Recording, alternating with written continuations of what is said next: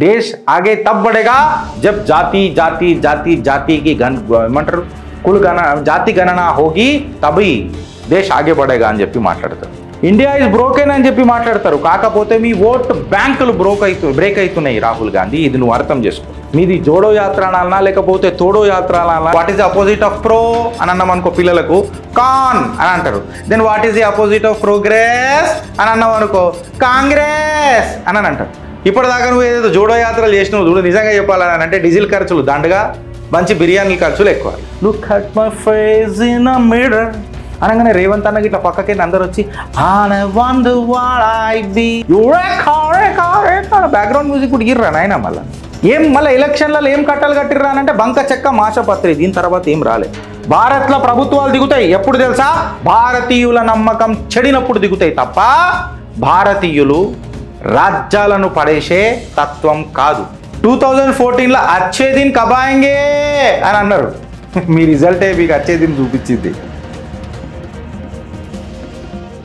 జై హింద్, జై భారత్, జై తెలంగాణ. ఫ్రెండ్స్, నేను మీ Girish Daramuni. Welcome to our channel Chitragupta. ఇప్పుడు మళ్ళీ ఒక పెద్ద బ్రేకింగ్ న్యూస్ ఫ్రెండ్స్. నిజంగా బ్రేకింగ్ న్యూస్ అని అనడు కంటే బ్రేకింగ్ చైర్స్ అని చెప్పి చెప్తాను. ఎందుకు అని అంటే ఇలా నేను పెట్టిన క్యాప్షన్ ఒకటి ఏంటంటే రెజిమ్ చేంజ్. భారత్లో రెజిమ్ చేంజ్, రాజ్యాలు మారిపోతున్నాయి. మోడీ గద్దె దిగుతున్నాడు. ఎస్, ఎవరెవరైతే ప్రతిపక్షాలు ఉన్నారో వాళ్ళ కడుపు సల్ల పడ్డది వచ్చి, ఇప్పుడు వాళ్ళ కళ్ళల్లో సల్ల పడ్డాయి వచ్చి వాళ్ళ కళ్ళు. కాకపోతే జాతీయవాదులు అందరూ ఏమంటారు తెలుసా? ఇలాని మీ ఇంట్లలో పీనుగులు ఎలా, మీ నోట్లలో మన్నవాడా, ఏమైందిరా, ఏం కాదు అని చెప్పి చెప్తారు. నేను బ్రేకింగ్ న్యూస్ అని ఎందుకు అంటున్నానంటే వెనకటికి బంగ్లాదేశ్లో చేసినాం, ఇప్పుడు నేపాల్లో అయింది, ఇక నెక్స్ట్ భారత్లోనే ఈ డిక్టేటర్ గవర్నమెంట్ ఏదైతే ఉందో మోడీ సర్కార్ని ఇక గద్దెదించే రోజు వచ్చింది. భారత్లో కూడా ఒక పెద్ద డిసోబీడియన్స్ మూవ్మెంట్ స్టార్ట్ అవుతుంది. సివిల్ సొసైటీ జెన్ జీ మొదలవుతుంది, ఎక్సెట్రా ఎక్సెట్రా. ఇదంతా ఎక్కడ మాట్లాడతారు అని అంటే వీళ్ళకు కూడా ప్రతిపక్షాలకు ఒక వాట్సాప్ యూనివర్సిటీ ఉంటుంది. ఆ వాట్సాప్ యూనివర్సిటీ మళ్ళీ అరవింద్ కేజ్రీవాల్ యొక్క ఏమంటారు మేధాశక్తితో పుట్టుకొస్తుందా, లేదా రాహుల్ గాంధీ యోగా శక్తితోని బ్యాంకాక్లో చేస్తాడు చూడు యోగా, ఆయన ఆ యోగా శక్తితో వస్తుందా అనేది నాకు తెలియదు.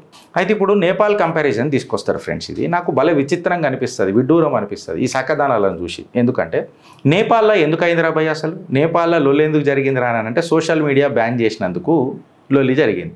కాకపోతే ఇక్కడ మన భారతదేశంలో నా ప్రధానమంత్రి పొద్దున్న లేస్తే సోషల్ మీడియాలో ఉంటాడు కదరా. సోషల్ మీడియా బంద్ చేస్తే అందరికంటే ఎఫెక్ట్ అయ్యేది ఎవరికి? నా దేశ ప్రధానికే కదా. కరెక్టే కదా నేను చెప్పింది? ఫస్ట్ ఆయనకే ఎఫెక్ట్ పడుతుంది. ఆయన సోషల్ మీడియా ఎందుకు బ్యాన్ చేస్తారు? సో మీరు ఏదైతే కథనాలు నడుపుతున్నారు చూడు, నేపాల్లో అయింది, ఇగో ఇప్పుడు ఈడ జరుగుతుంది అని చెప్పి. నా నాయకుడు, నా ప్రధాని, జననేత, ఆయన సండే రోజు మన్ కీ బాత్ పెట్టినా దేశ ప్రజలు పక్కకు పెట్టుర్రా, ప్రతిపక్షాలు కూడా మన్ కీ బాత్ పెట్టుకొని ఉంటారు. ఇన్ఫ్యాక్ట్ జార్జ్ సోరోస్ కొని మీకు $1 బిలియన్ పైసలు ఇచ్చిన తర్వాత మీకు 200 వ్యూలు రావు జనరల్గా. ఆయన రేడియోలో మాట్లాడినా జనాలు అబ్బా నా ప్రధాని మాట్లాడుతుందని చెప్పి ట్యూన్ చేసుకొని మరీ ఫిక్స్ చేసి ఉంటారు. అంటే ఇప్పుడు వీళ్ళ భాషలకు చెప్పాలి కదా జార్జ్ సోరోస్కి ఎట్లా అని చెప్పి వీళ్ళు ఫిజికలీ మెంటలీ హరాస్డ్ అయిపోతున్నారు అపోజిషన్ పార్టీలు. ఇది ఫ్యాక్ట్. ఇడ వీళ్ళు ఏమంటారంటే చూసినావా నేపాల్లో మినిస్టర్లని ఇంట్లోకైనా బయటకు గుంజి కొట్టిర్రు అని అంటారు. అరే దూరం మాటరా బాయ్, నేనేమంటున్నా మీ కళల కాకులు ఒడవ కానీ ఇక్కడ దేశ ప్రధాని రోడ్ షో చేస్తున్నా కానీ ఈ దేశ ప్రధాని అక్కడ ఒక స్టేజ్ మీద నిలబడితే చిన్న పూరగాళ్ళు రాసుకొని వచ్చి మోదీజీ ఐ లవ్ యూ అని ఇట్లా పెట్టుకొని వస్తే ఆనంద బాష్పాలు ఎన్నోసార్లు. ఆయన బచ్చోకు వైసే తక్లీఫ్ మత్ కరో ఆప్ నీచే బయట జాओ మే ఓ ఫోటో లూంగా అని చెప్పి ఆయన పక్కకున్న ఎస్పీజీ గార్డులకు చెప్పి కూడా తీసుకొని వచ్చిన రోజులు ఎన్నో ఉన్నాయి. ఆయన నడుస్తే పూల వర్షాలు రా, మీ దగ్గర వస్తే నీ అమ్మ తిట్ల వర్షాలు.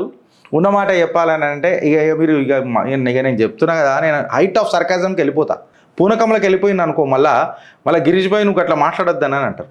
గుడ్ల వర్షాలు కొడతాయి మీకు, కరెక్ట్గా చెప్తున్నా నేను. మీ ర్యాలీలు ఎట్లా పాడైతే ఒకసారి చూసుకోండి. వీళ్ళు ఎట్లా చెప్తారని అంటే బ్రదర్, కంప్లీట్గా మోడీని ఒక డిక్టేటర్ అథారిటేటివ్ పవర్ లెక్క ప్రూవ్ చేయడానికి ప్రయత్నం చేస్తారు ఫ్రెండ్స్. కాకపోతే వీళ్ళు ఎంత ప్రూవ్ చేద్దామని అనుకున్నా ఇయర్ ఆన్ ఇయర్, సంవత్సరం దాటి సంవత్సరం పాపులర్ లీడర్ ప్రపంచ స్థాయిలో ఎవడు రానంటే నరేంద్ర దామోదర్ దాస్ మోదీ. ఏ సర్వే తీసుకున్నా, ఏ కౌన్ కిస్కా గొట్టంగడ్ సర్వే చేసినా కానీ టాప్ సర్వేలలో ఎవరు ఉంటారు అని అంటే జననేత ఉంటాడు. బికాజ్ జనం నుంచి వచ్చిన నేత కాబట్టి ఖచ్చితంగా కటౌట్లు ఉన్నోడు కాటికి పోతాడు రే, ప్రజల మనసులలో ఉన్నోడే పదిలంగా ఉంటాడు. ఆయన రికార్డులు బ్రేక్ చేస్తూనే ఉన్నాడు. సచిన్ టెండూల్కర్, మన విరాట్ కోహ్లీ ఎట్టయితే సెంచరీలు కొట్టి రికార్డులు బ్రేక్ చేసిర్రో ఆయన రాజకీయ రికార్డులన్నీ బ్రేక్ చేస్తున్నారు. మీరు రాహుల్ గాంధీ కూడా రికార్డులు ఉన్నాయి, నేను లేవని అంటలేను. ఎన్నిసార్లు ఏ ఎలక్షన్ ఎట్లా ఓడిపోవాలో సార్ని అడగాల. సార్ని పచ్చిగా చెప్తాడు, ఆన్ జాబ్ ట్రైనింగ్ ఇస్తాడు రాహుల్ గాంధీ. నేను మాట్లాడింది తప్ప ఫ్రెండ్స్? మీ కమెంట్ రూపంలో చెప్పండి. రాహుల్ గాంధీ కూడా పాపులారిటీ పెరుగుతుంది ఫ్రెండ్స్. ఆయనకు కూడా అవార్డు ఇవ్వాలి. ఎట్లా తెలుసా? స్వదేశాన్ని విదేశాలలో ఏ రకంగా దూషిస్తారో ఆయనకు నిజంగా అవార్డు ఇవ్వాలి ప్రతిసారి. భారత్ మంచిగా లేదు, భారత్ ఎప్పుడు ఐసీయూలు ఉంది అని చెప్తాడు. అదే రాహుల్ గాంధీ ఎప్పుడైతే చెప్పా పెట్టకుండా బుర్రమని ఉరుకుతాడు చూడు. ఎవరిదో ఎయిడ్స్ పేషెంట్ని కలవనికి పోయిండట మొన్న మలేషియాకు. ఎవడో నాకు తెలియదు ఆ ఎయిడ్స్ వచ్చినోడు, కానీ భారత్ ఎప్పుడు ఐసీయూలు ఉందని చెప్తాడు. మన రాహుల్ గాంధీ ఇండియాకి వచ్చి చూసేసరికి ఇక్కడ G20 సుమీత్ అవుతుంటుంది, సౌత్ పోల్ దగ్గర మన రాకెట్లు లాంచ్ అవుతుంటాయి, సెమీ కండక్టర్ మ్యానుఫ్యాక్చరింగ్లు అవుతుంటాయి. ఇది ఐసీయూ అంటారా రాహుల్ గాంధీ అని చెప్పి దేశ ప్రజలు అడిగి ఓడగొడుతుంటే, దేశ్ ఖత్రే మే ఆప్ నహీ జాన్ రహే హో, దేశ్ ఆగే తబ్ బడేగా జబ్ జాతీకి ఏమంటారు జాతి గణన హోగి తబి దేశ్ ఆగే పడేగా అని చెప్పి మాట్లాడతారు. ఇండియా ఇస్ బ్రోకెన్ అని చెప్పి మాట్లాడతారు. కాకపోతే మీ ఓట్ బ్యాంకులు బ్రేక్ అవుతున్నాయి రాహుల్ గాంధీ, ఇది నువ్వు అర్థం చేసుకో. మీరు కూడా యాత్రలు చేస్తారు, నేను కాదని అంటాను. మీ యాత్రలు మీది జోడో యాత్ర అనాలనా లేకపోతే తోడో యాత్ర అనాలనా అని చెప్పి నేను మాట్లాడుతున్నాను. నువ్వు కాశ్మీర్ నుంచి కన్యాకుమారి దాకా నడుస్తావు. నువ్వు మళ్ళా మొన్న అప్పుడు మణిపూర్ నుంచి మహారాష్ట్ర దాకా కూడా నడిచినావు. నువ్వు మణిపూర్కి ఎందుకు నడిచినావు సారు? నువ్వు అరుణాచల్ ప్రదేశ్లో అడుగు ఎందుకు పెట్టలే? అరుణాచల్ ప్రదేశ్ భూభాగం కాదా? చైనాకు దారదత్తం చేసినావా అని అడిగే ప్రశ్న నిన్ను అడగొద్దు. ఎందుకంటే నువ్వు ఒక కుటుంబంలోకి వచ్చినావు. ఆ కుటుంబంలో ఎవడు మళ్ళీ నాకు వస్తాయి చెప్తున్నా కదా, పూనకంలోకి పోతే నాకు కంట్రోల్ చేసుకుంటూ కష్టమవుతుంది. నువ్వేం చెప్తావు తెలుసా? ప్రతిసారి మేము ప్రజలని ఐక్యం చేయనికే పోతున్నాను అని అంటావు. అసలు ఐక్యత అనే మాటకే చెప్తున్నా కదా. What is the opposite of progress అని అంటే, what is the opposite of pro అని అన్నాం అనుకో పిల్లలకు కాన్ అని అంటారు. Then what is the opposite of progress అని అన్నాం అనుకో కాంగ్రెస్ అని అంటారు. ఇది వాస్తవం కాదా ఫ్రెండ్స్? ఇప్పటిదాకా నువ్వు ఏదో జోడో యాత్రలు చేసినావు చూడు, నిజంగా చెప్పాలని అంటే డీజిల్ ఖర్చులు దండగా, మంచి బిర్యానీల ఖర్చులు ఎక్కువ. ఇంతే తప్ప ఇంకేమైనా జరిగిందా? ఏం చేసినారా యాత్రల మొత్తం అని అంటే ఇన్స్టాగ్రామ్ రీళ్లకు అనుకొచ్చింది. ఇక లేచిండా తెల్ల షర్ట్ వేసుకొని ఇట్లా పెట్టి ఇట్లా ఉరుకుతారు చూడిగా, మన మహేష్ బాబు గారు ఉరుకుతారు చూడ, షిట్ ఇట్లా అని రన్నింగ్ మస్తు ఉంటుంది సినిమాలలో. ఇక ఉరికిండా look at my face in a mirror అనగానే రేవంత్ అన్నకి ఇట్లా పక్కకే అందరు వచ్చి రమణ గోగుల లెక్క వస్తుంది అనుకుంటా వాయిస్ నాది. ఐఎమ్ జస్ట్ ట్రావెలింగ్ సోల్జర్ అనగానే ఇక పక్కకే ఇలా కుటుంబ సభ్యులు వస్తారు, వచ్చి ఇక కనిపెట్టేసినాం బ్యాక్గ్రౌండ్ మ్యూజిక్ కూడా ఇర్రా నాయన. మళ్ళీ ఎలక్షన్లలో ఏం కట్టాలు కట్టిర్రా అంటే బంక చెక్క మాషపత్రి. దీని తర్వాత ఏం రాలే. ఇప్పుడు ఇక ఒక నరేటివ్ మొదలెట్టారు. బంగ్లాదేశ్లో చేసినారు, వీళ్ళేదో ఇలా అయ్యాలు ముగ్గులు వచ్చి చేసినట్టు నేపాల్లో చేసిండ్రు, ఇప్పుడు భారత్లో చేస్తారు అని చెప్పి ఒక నెట్ఫ్లిక్స్ సీక్వెల్ ఉంటుంది చూడు, అది అమ్మనిక ప్రయత్నం చేస్తారు ఇలా నోట్లలో మన్నవాడ. అరే మన భారత్ అని అంటే నువ్వు వెనకకే నెత్తి మీద కొట్టుకోబోయే దేశం అని అనుకున్నావురా? భారత్ స్ట్రైక్ బ్యాక్ చేస్తుంది. ఎస్, భారత్లో ప్రభుత్వాలు దిగుతాయి, నేను దిగాయి అంటలేను. భారత్లో ప్రభుత్వాలు దిగుతాయి ఎప్పుడు తెలుసా? భారతీయుల నమ్మకం చెడినప్పుడు దిగుతాయి తప్ప భారతీయులు రాజ్యాలను పడేసే తత్వం కాదు. ఇది మీరు గుర్తుపెట్టుకోరు. ఆయుధం లేకుండా ఒక కట్టె పట్టుకొని ఒక కాటన్ దోత్ వేసుకొని షర్టు వేసుకోకుండా బ్రిటిష్ ఓర్లను తరిమి కొట్టిన ఘనత ఈ దేశానికి. నాన్ వైలెన్స్ మూమెంట్కి నాంది వలిగిన దేశం ఇది. ఆనాడు బ్రిటిష్ ఓర్లను అందరూ కూడా కలిసి మళ్ళీ రెజిమ్ చేంజ్లు అవుతుండే. ఈ రెజిమ్ చేంజ్ కల్చర్ అనేది ఈ తెల్లతోలది, ఈ వెస్టర్న్ కంట్రీస్ది. నా భారత్ కల్చరే కాదు అది. ఫస్ట్ బంగ్లాదేశ్ మీద స్ట్రీట్స్ గల్లీల మీదకి వచ్చిర్రు, స్ట్రీట్స్ మీదకి వచ్చిరంటే ఎందుకు వచ్చిండ్రు? ఇలా నేపాల్లో వచ్చిర్రు అంటే ఎందుకు వచ్చిండ్రు? కాకపోతే ఇలా భారత్లో యువకులు చూస్తున్నారు, G20 మీటింగ్లు అవుతున్నాయి. సెమీ కండక్టర్లు ఏదైతే కాంగ్రెస్ నెగ్లెక్ట్ చేసిందో ఇలా అవి మ్యానుఫ్యాక్చర్ అవుతుంది. అసలు ఈ సౌత్ పోల్ దగ్గర ల్యాండ్ కాగలుగుతామా అననే అలా ఆలోచన కూడా రాలే. ఆడ ల్యాండ్ చేసి చూపించిండ్రు, ఆ కళలు నెరవేర్చిండ్రు. ఆపరేషన్ సింధూర్ ఇలా దేశ యువకులు చూసిండ్రు, నా దేశం సురక్షితం అని చెప్పి నమ్మిండ్రు. ఇవన్నీ నేపాల్ పోరలకు ఉన్నాయా పాపం? బంగ్లాదేశ్ వాళ్ళకు ఉన్నాయా? పాకిస్తాన్ గురించి మాట్లాడతారు ఏంద్రా మీరు? నాకు అర్థం కాదు కానీ చిల్లర చాతలు కాకపోతే. ఇంకా హైలైట్ నుండి వీళ్ళు ఏం చెప్తారనంటే, ఆ బాలీవుడ్ ప్రొడ్యూసర్లు మాట్లాడతారు చూడు, మా హక్కేలే లడరే అని.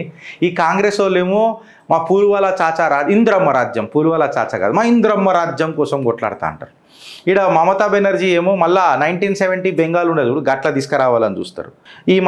ఈ డిఎంకే ఢిమ్కా ప్రభుత్వాలు ఉంటాయి కదా, వీళ్ళందరూ రామస్వామి స్పీచెస్ అంతా హకీకత్ చేద్దామని చూస్తుంటాయి. కాకపోతే వీళ్ళంతా కలలు గంట ఉంటారు.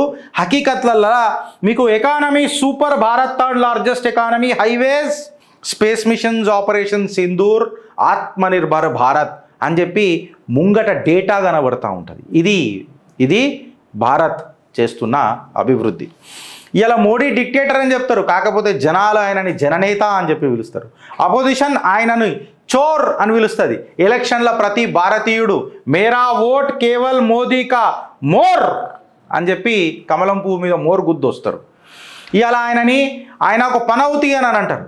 భారతీయులు జాతీయవాదులు కంప్లీట్గా ఇవాళ ఏం మాట్లాడుతున్నారు అంటే ప్రతి భారతీయుడు ఆయన ఒక బిజినెస్ మ్యాగ్నెట్, బిజినెస్ తీసుకొచ్చే మ్యాగ్నెట్ అని చెప్పి మాట్లాడుతున్నారు. ఇవాళ అపోజిషన్ చాలా మాట్లాడుతుంది, కాకపోతే మీ ఓట్ బ్యాంక్, మీ ఓట్ షేర్ చూసుకుంటే మీ రిజల్ట్ మీకు అర్థమవుతాయి. 2014లో అచ్చే దిన్ కబాయింగే అని అన్నారు, మీ రిజల్టే మీకు అచ్చే దిన్ చూపించింది. చౌకీదార్ చోరే అని అన్నారు, తర్వాత ఫిర్ భీ హమారా మోర్ బీజేపీ కో హే అని చెప్పి ప్రజలు తీర్పిచ్చిండ్రు. మోదీ మస్ట్ గో, సంవిధాన్ ఖత్రే మే హే అని అన్నారు. తర్వాత 2024లో మళ్ళా మోదీ సర్కారే వచ్చిండ్రు. 2029లా మీరు రాసి పెట్టుకోరి ఫ్రెండ్స్, నేను భవిష్యవాణి చెప్పడానికి ప్రయత్నం చేస్తున్నా. అన్న మాకు ఒక 50 సీట్లు ఇరన్న సాల్దికి దండం పెడతా అన్న స్లోగన్ వస్తుంది అపోజిషన్ నుంచి. ఇవాళ నిజంగా చెప్పాలనంటే నేపాల్లో ఏ క్రైసిస్ వచ్చిందో, బంగ్లాదేశ్లో ఏ క్రైసిస్ వచ్చిందో ఫ్రెండ్స్, భారత్లో ఆ క్రైసిస్ రాదు. బికాజ్ భారత్లో లీడర్షిప్ వ్యాక్యూమ్ లేదు, మంచి లీడరే నడిపిస్తున్నాడు. భారతీయులు పిచ్చ క్లారిటీలు ఉన్నారు. ఈ అవలగాళ్ళు ఇట్లనే ఉరుతుంటారు, మనం లైట్ తీసుకోవాలా, ఈ అవలగాళ్ళ పంచాయతీలో మనం పడొద్దు అని చెప్పి ప్రతి భారతీయుడికి పిచ్చ క్లారిటీ ఉన్నది. రెజిమ్ చేంజ్ అనేది అవుతుంది. ఎప్పుడు అవుతుంది తెలుసా? భారతీయుల నమ్మకం పోయినప్పుడు అవుతుంది, ఓట్ రూపంలో అవుతుంది, కాన్స్టిట్యూషన్ బద్ధంగా అవుతుంది, రాజ్యాంగ బద్ధంగా అవుతుంది. అంతేగాని ఎవడో ఒకడు వచ్చి మాట్లాడినంత మాత్రాన కాదు. బికాస్ భారత్లో ప్రతి భారతీయుడు కోరుకునేటట్టు ఈ భారతీయ జనతా పార్టీ ఇచ్చిన స్లోగనే సబ్కా సాత్, సబ్కా వికాస్, సబ్కా విశ్వాస్. భారత్ మాతా కీ జై.